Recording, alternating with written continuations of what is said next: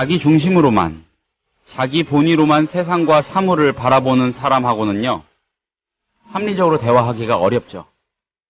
그런 사람들은 대개 자기를 최고로 여겨주는 듯한 조건이나 결과물에 집착하기 때문에요, 상식적이고 균형 잡힌 과정이나 관계에는 관심이 없습니다. 국가도 마찬가지일 겁니다. 이런 심리를 이해하면 그 복잡하고 미묘한 외교 갈등의 실타래 같은 것도 어느 정도는 풀어낼 수 있지 않을까요? 국민TV 라디오 30분 책 읽기 9월 13일 금요일 순서 시작합니다.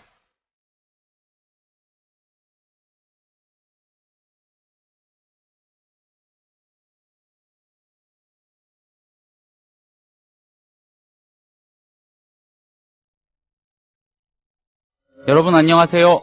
30분 책 읽기를 진행하는 김효진 PD입니다. 네, 어느덧 금요일입니다. 한 주간 고생 정말 많으셨습니다. 30분 책 읽기 매주 금요일에는 이희진의 역사 읽기로 여러분을 찾아뵙고 있습니다. 자기중심적, 자기 본위적인 사고방식, 신념화된 자긍심, 이런 거는 주변을 괴롭히는 경우가 많습니다. 오프닝에서 드린 말씀, 바로 중화사상에 관한 얘기였습니다. 역사학자이자 저술가이신 이희진 선생님을 잠시 뒤에 모시고 오늘의 이야기 시작해 보겠습니다.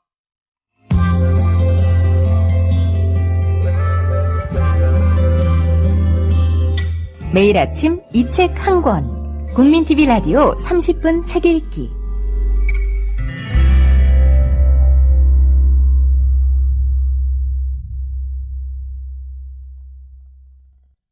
이희진 선생님 자리에 모셨습니다. 선생님 안녕하세요. 안녕하세요. 예, 잘 지내셨죠? 예, 잘 지냈습니다. 예, 학기 초라 많이 바쁘시겠습니다.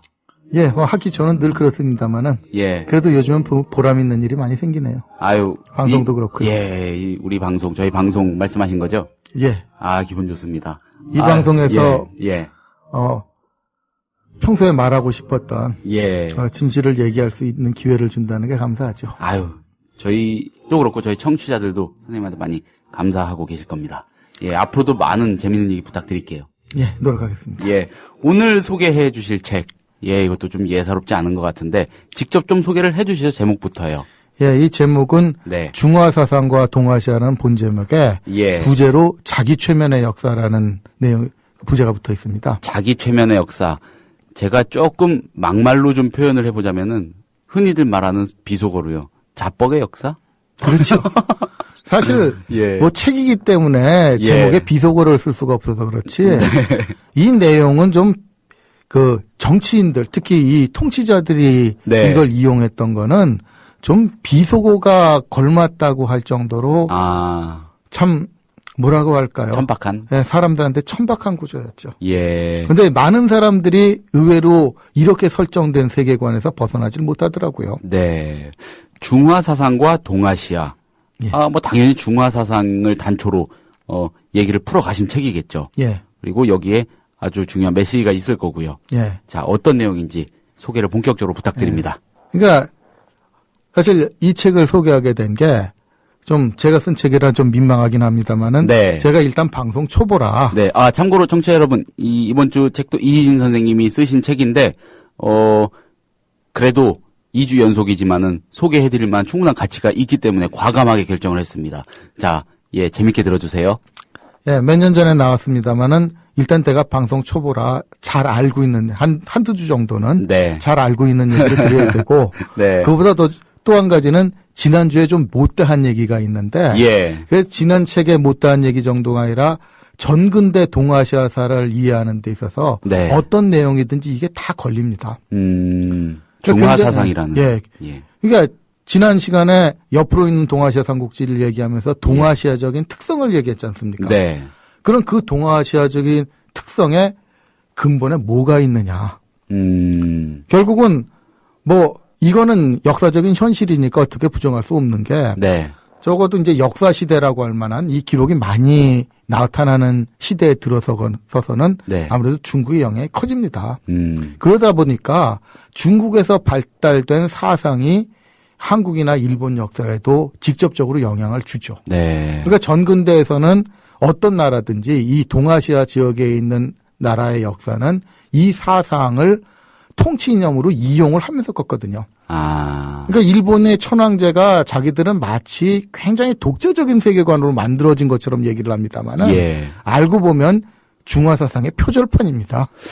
중국 중화 사상 그거를 받아들였다, 수용했다고 표현을 안 하시고 이용이라고 표현을 하시니까 예. 좀 느낌이 다른데요, 선생님? 이 동아시아 역사를 쭉 훑어보면은 네. 이 중국은 어차피 그쪽이 이 중화 사상의 뭐 본바닥이니까 네. 일단 예외로 치면은 한국의 역사에서는 중화 사상의 이용이라는 어감이 어느 정도 맞을 수가 있어요. 그 이념을 들여와서 네. 어느 정도 통치 이념으로 이용하기는 했지만 그거를 자기들의 뭐 독자적인 세계관이라든가 이렇게 내세우면서 그 사상의 근본에 이게 현실과 다른 내용으로 개조를 하지는 않았거든요. 근데 일본은 이 표절판이라는 어떻게 보면 좀 강하게 들릴 수 있는 말을 하는 게 예. 그 내용을 들여와서 자기들 편하게 마치 독자적인 것처럼 개조를 했어요. 예.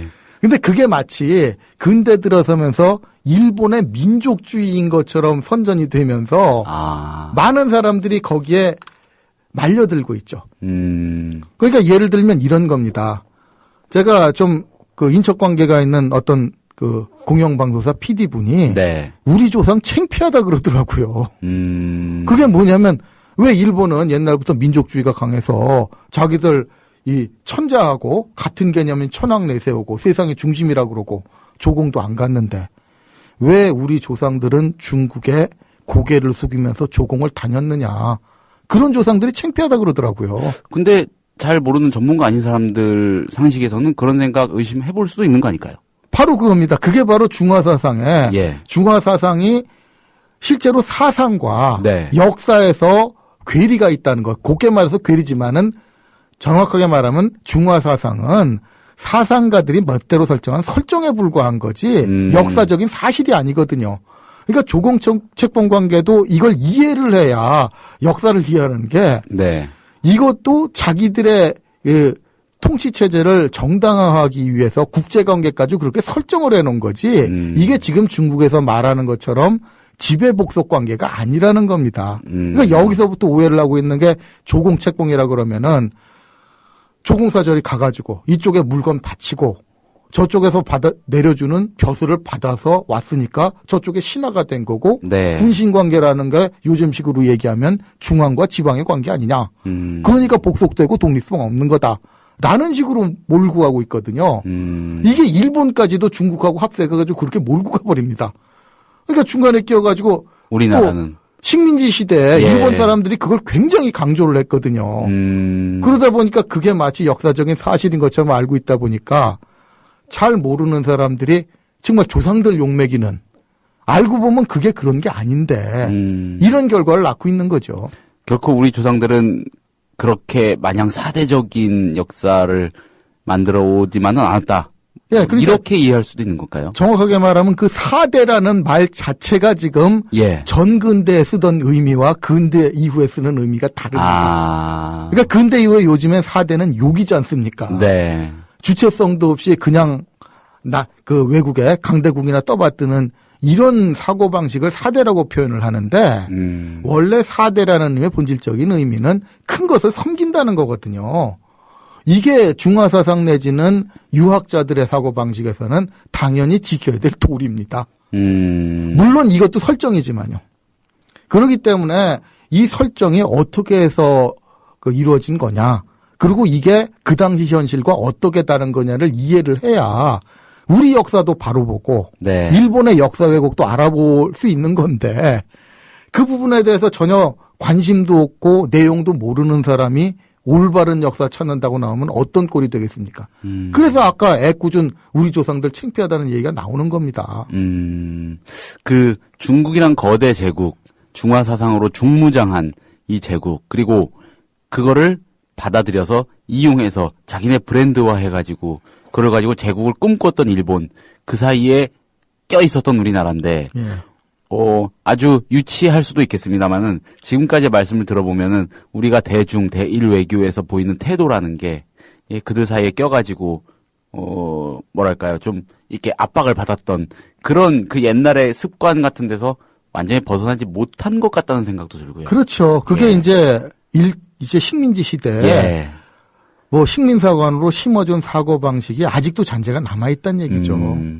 그러니까 이제 요번 책에서 쓴 거는 지난 책이 동아시아 역사를 쭉 좀 훑으면서 어떻게 네. 보면 요리로 말하자면은 오래 씹어야 맛을 느낄 수 있는 빵이나 밥 같은 거라면은 네. 이거는 좀 강렬한 맛이 나게 요리를 했습니다. 음. 그 좁은 분야에 대해서 정확하게 아주 강렬하게 이게 그런 게 아니다 하는 메시지를 심어주는 의미가 있었던 거죠.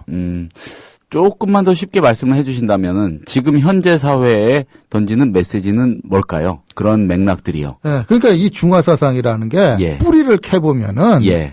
중국이 이제 주나라가 들어서던 시점에서 네. 어떻게 보면 정권을 정당화하기 위해서 설정한 사고방식이에요.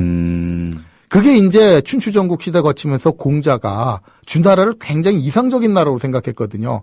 그러니까 공자가 훌륭한 사람이냐 마느냐를 떠나서 그 양반이 역사학자는 아니거든요. 그렇죠. 그러다 보니까 자기가 이상적으로 생각하고 있는 시스템에 주나라의 이제 이 체제를 네. 일치시켜가지고 그거를 유교 이념에 반영을 해가지고 그 네. 유교 이념이 통치 이데올로기가 되다 보니까 그 세계관이 중국뿐 아니라 동아시아 사람들 뇌리에 그냥 심어져 버린 거죠. 그건 뭘 얘기하냐면은 중국이 특히 춘추 시대, 전주국 시대를 거치면서 네. 중국에서는 어떤 이제 의식이 생겨나냐면은 세상이 갈라져 가지고 있으면 서로 잘났다고 싸우면서 굉장히 많은 전쟁이 일어나게 되고 네. 그것이 이제 백성들한테 희생이 된다고 얘기를 해요. 그런 역사적인 경험을 가지고 있어요.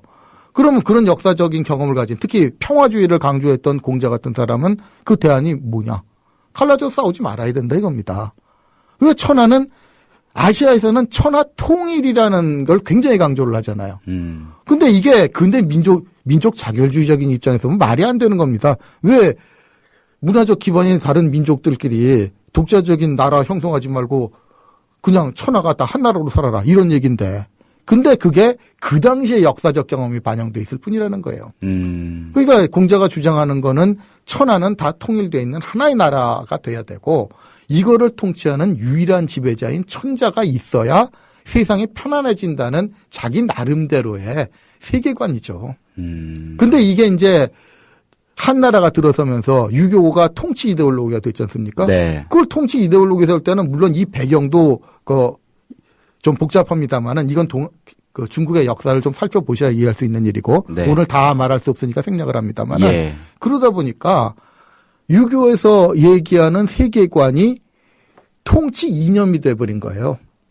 그러니까 이제 세상은 통일돼 있어야 되고 당연히 이 체제 안으로 모든 나라 그러니까 거기서 천하라는 건 그 당시 인식할 수 있는 전 세계니까 이 시스템으로 들어와야 된다는 거거든요.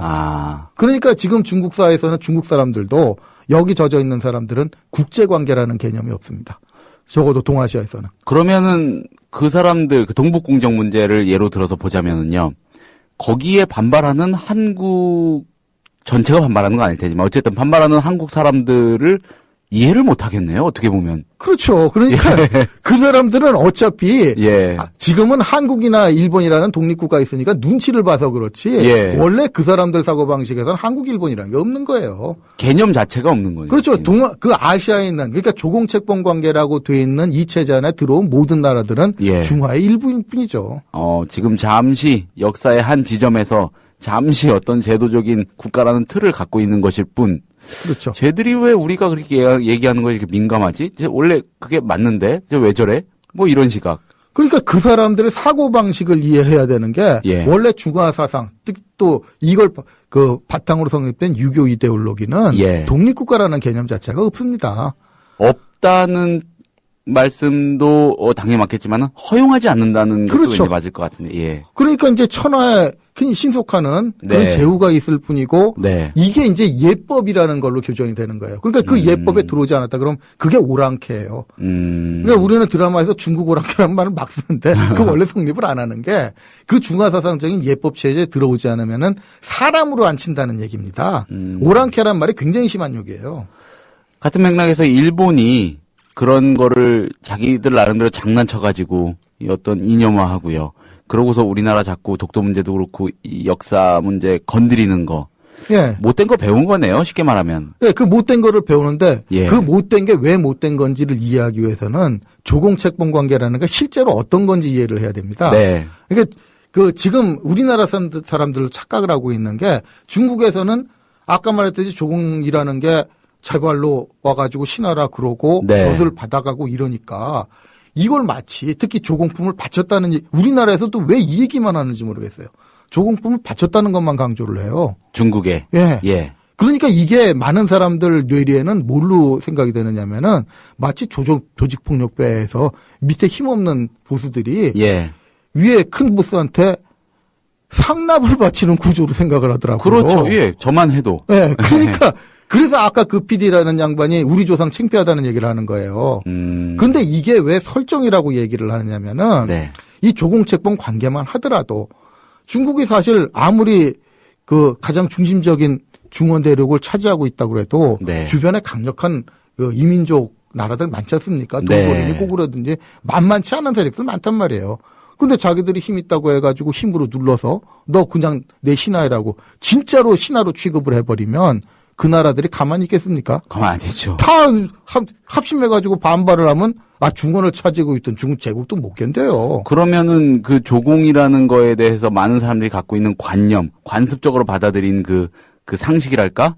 그게 실체가 아니라면 진실은 뭡니까? 그러니까 이게 현실적으로 네. 설정은 그렇게 했지만 현실적으로 안 먹히지 않습니까? 예. 그래서 그거를 현실적으로 통영대학에서 어떤 걸 쓰냐면은 조공을 가면은 조공품만 받는 게 아니라 회사품이라는 게 있어요. 회사품이요. 이 얘기를 안 하더라고요. 그러니까 회사품이라는 게 일종의 받고 주는 거래입니다. 기브앤테이크에서 예. 테이크를 해온다는 말씀이시죠. 예, 근데 그 테이크라는 것이 예. 많은 사람들은 기브앤테이크라면 뭐 100만 원어치 가져가면 100만 원어치를 주겠거니 예. 이 정도로 생각을 하는데 그게 아니에요.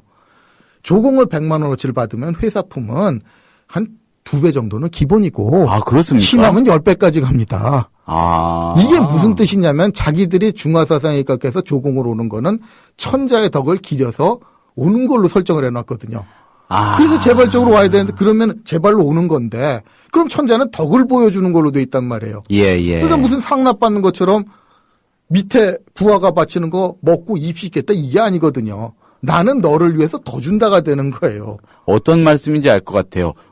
가서 조아리려고 예, 큰 보스한테 가가지고 형님 저 뭐 어디 누구 중간 보스 누구입니다. 잘 부탁드립니다. 이게 아니고 그렇죠. 어떻게 보면 아주 수평적인 관점에서 수평이 아니죠. 오히려 중국이 손해보는 거래를 하는 거예요. 자기 밑으로 형식적으로 형님이라고 부르게 하기 위해서 내가 형 노릇하라고 너한테 단단히 한몫 챙겨줄 테니까 형님이라고 부르기만 해달라. 아. 이런 거예요. 그러니까 이 내용을 이해를 못하면은 그러니까 역사를 볼 때도 오해를 하는 게 예. 얼마 전에 철학하시는 분이 그러더라고요. 아니 그런 조공책봉 관계면은 이쪽에서는 조공 가는 거 싫어해야 되잖아요. 그쵸. 근데 조선에서 예. 조공 가려고 명분을 내세웠던 뭐 이쪽에서 뭐 그 피자빈인가 이게 바뀌어가지고 예. 이거 보고하러 조공 간다는 핑계였어요. 근데 그게 갑자기 문제가 없어져가지고 보고할 필요가 없어지게 된 겁니다. 근데 여기서 뭐라 그러냐면은 그 내용 중국에 알리지 말고 조공 가자고 나와요. 아. 못 가서 안달을 하는 겁니다. 가면은 남는 장사니까. 그러니까 여기서 넘어가면 어느 정도냐면 국경을 딱 넘어가는 순간부터 모든 비용 다 중원제국에서 됩니다. 그거 다 먹고 들어가가지고 여기서 조금 바치고 필요한 거 왕창 받아 나오는. 그러니까 이제 이것도 역사를 잘 알아야 되는 게 이게 중국의 역사와 우리나라의 역사를 지난번 옆으로 있는 동아시아 삼국지에서 네. 한 게 고려 말에 어떤 일이 있었냐면은 명의 고압적으로 압력을 넣었다 그러잖아요. 네. 압력을 넣으면서 고려에 취한 조치가 뭔지 아십니까? 뭡니까? 조금 말하는 거예요. 아. 조공 횟수 줄이라고. 그러니까 아까 말한 인식의 조공 체계라면은 조공은 예. 많이 오라고 하는 게 압력이지 고려 쪽에다 조공 횟수 줄이라는 거예요. 그거 가지고 고려가 흥분을 하거든요. 물론 중국이라는 당시의 제국이 엄청난 국가이긴 했지만은 그렇게 지금 사람들이 알고 있는 것처럼 우리가 머리를 조아리면서까지 그렇게 실제로 진정성을 갖고 막 조아렸느냐 이걸 그게 따지면 아니라는 그게 거죠. 아니라는 거죠. 그러니까 이제 고려 예. 쪽에서는 오히려 조공을 조금 오라니까 우리하고 관계가 막 나가자는 거지 해가지고 요동 정보를 꿈꾸거든요. 그래서 요동 정보를 추진하기 시작한 거예요. 지금 말씀을 듣고 또 한 가지 이렇게 번쩍 생각이 드는 거는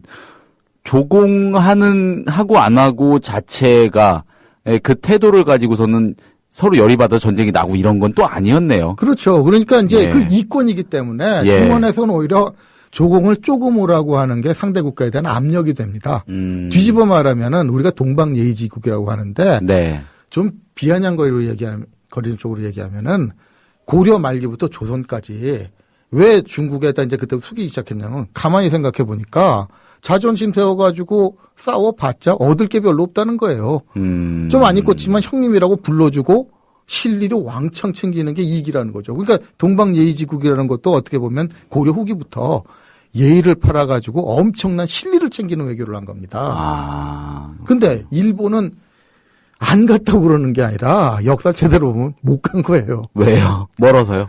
그러니까 지정학적으로 중간에 바다가 있다는 걸 우습게 힘들죠. 생각을 하는데 예. 항해술이 발달하기 전까지는 일본에서 중국으로 직접 가는 게 아니에요. 지금도 항법 장치 없이 망망대 한가운데 있으면 그 난파당해서 죽습니다. 그렇기 때문에 그런 거에서 좀 괴리돼 있었고 일본은 그렇죠. 어떻게 알게 된 그런 문화를 가지고 자기들이 장난을 좀 친 거고 좀 조악하게. 네, 그러니까 그 조악하게 쳤다는 얘기는 그렇습니다. 그러니까 중국에 자주 못 가지 않습니까? 예. 그러니까 이제 가기 위해서는 멀기도 하고 특히 견당사 같은 경우에는 반쯤 빠져 죽어요. 왜 당나라에 갔다 오면 출세를 보장해 주는데도 견당사로 임명되면 초상집 분위기거든요.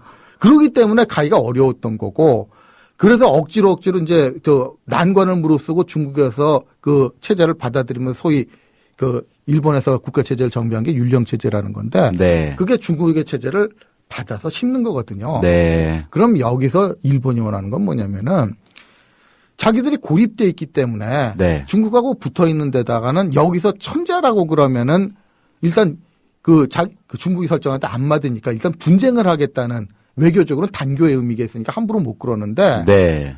일본은 지리적으로 떨어져 있을 뿐만 아니라 그 당시 국제적으로 너무나 변두리고 변방이니까 우습게 오히려 무시를 하는 거예요. 얘기 안 되는 나라였으니까. 그 천자라고 그래봤자 지금도 그 어떤 예를 들냐면 최강대국인 미국의 가장 험한 소리 하는 나라가 우리 북쪽의 동포들 아닙니까? 예. 근데 그런 미국에 필적할 만한 세력이 있어서 험한 소리 하겠습니까? 오히려 아무것도 없기 때문에 험한 소리를 해도 우습게 여기죠. 일본도 그런 거예요. 그러니까 오히려 이렇게 어떻게 보면 열등감을 만회하기 위해서 중화사상을 그대로 들어와서 우리도 세상의 중심이고 천황이라는 말도 사실 중국에서 일부 쓴 겁니다. 당고종이 쓰긴 했는데 잘 안 쓴 거지. 그러니까 잘 안 쓴 이름 들어와서 천자라고 똑같이 쓰기는 뭐하니까 천황이라고 쓰고. 버린 아이템을 그렇죠. 좀 웃게 쓰려면 버린 아이템이죠. 버린 아이템 들어가서 쓰면서 우리가 세상의 중심이라고 얘기하는 거예요. 양쪽에서 다 자기들이 세상의 중심이라고 그렇게 하고 있으니 네. 참. 그러니까 그걸 가지고 말려들면 어떻게 우리나라 드라마에서 이런 황제라고 써야 마치 독립국이라고 선언하는 것처럼 생각하잖아요. 네. 그런데 그런 식으로 얘기를 하면 이거 굉장히 위험한 발상이거든요. 고구려 백제 신라에다가 고려까지 황제라고 칭했다고 치자는 겁니다. 조선에 와서는 황제라고 안 그랬잖아요. 그럼 조선 부도는 속국된 겁니까? 그렇죠. 그렇게 되네요. 또. 그런 얘기를 마구 황제라고 칭하는 게 마치 그래야 독립국가가 된 거고 그랬다고 방송에서 얘기하는 사람도 굉장히 많더라고요. 그러니까 드라마 작가들이 그 영향 받아가지고 황제라고 안 그러면 독립성을 포기하는 것처럼 돼 있는데 실제로 알고 보면 이게 식민사하고 연결된다는 게 그런 겁니다. 이 관념 일본에서 심죠. 자기들은 안 그랬다는 거죠. 그러니까 옛날부터 조선은 그 중국 내지 일본의 식민지 운운하는 게 요 개념을 중국과 똑같이 해가지고 조공책봉 갔으면은 속국이고 신속했고 이런 거다는 얘기를 하기 위해서 그런 겁니다. 깎아내리고 이렇게 비하하고 하대하기 위한 나름의 그렇죠. 근거를 포장한 거 만들어낸 거네요. 그렇게 비하하기 위해 만들어낸 논리인데 예. 아니 지식인들이 역사를 전공했다는 사람들까지 여기 말려들면 어떡합니까? 그들이 그렇게 말하는 가장 중요한 역사적 팩트라고 주장하는 것이 조공의 문화였는데 그렇죠. 실제로 조공이란 거의 이면은 그런 게 아니었다. 그렇죠. 그러니까 자기들 설정을 정당화시키기 위해서 중국이 실리를 손해를 보면서 유지하려고 했던 거고 어떻게 보면 우리 조상은 그 약점을 10분 이용해 먹은 겁니다. 그런 맥락들을 포장하고 또 합리화하기 위해서 만들어낸 것이 바로 유교 사상일 수도 있고요. 또 확고히 하고 싶었던 것이 그렇죠. 다름 아닌, 그리고 그거를 이식하고 싶었고, 우리나라는 이식을 제대로 받았고, 어떻게 보면 그 뿌리 깊은 그 유교적인 그 발상이랄까, 그런 것들에서 빨리 빠져나오는 것이 역사를 그렇죠. 좀 제대로 보고 제대로 된 태도로 외교를 하는 그 기반이 될 수도 있겠네요. 그러니까 전근대적인 세계관을 이해를 하면은 예. 아주 간단하게 중국의 역사 왜곡을 이해할 수 있습니다. 이런 맥락의 말씀은 또 기회를 만들어가지고 좀 더 들어봐야 될 것 같아요. 예. 한 번에 이렇게 다룰 건 아닌 것 같고요. 30분 진짜 치열하게 달려왔습니다. 이 말씀 듣다 보니까 또 재밌어가지고 저도 시간이 가는 줄 몰랐습니다. 일단 오늘은 여기까지 하고요. 예. 다음번 또 기회를 새로 만들어서 말씀을 더 들어보는 걸로 할게요. 예. 예. 방송 시간이 너무 짧게 느껴지네요. 좀 감사합니다. 아쉽습니다. 선생님 고맙습니다. 예. 국민TV 라디오 30분 책 읽기 9월 13일 금요일 순서는 여기까지입니다. 오늘 소개해드린 책은 중화사상과 동아시아라는 책이었습니다. 청취해주신 여러분 고맙습니다.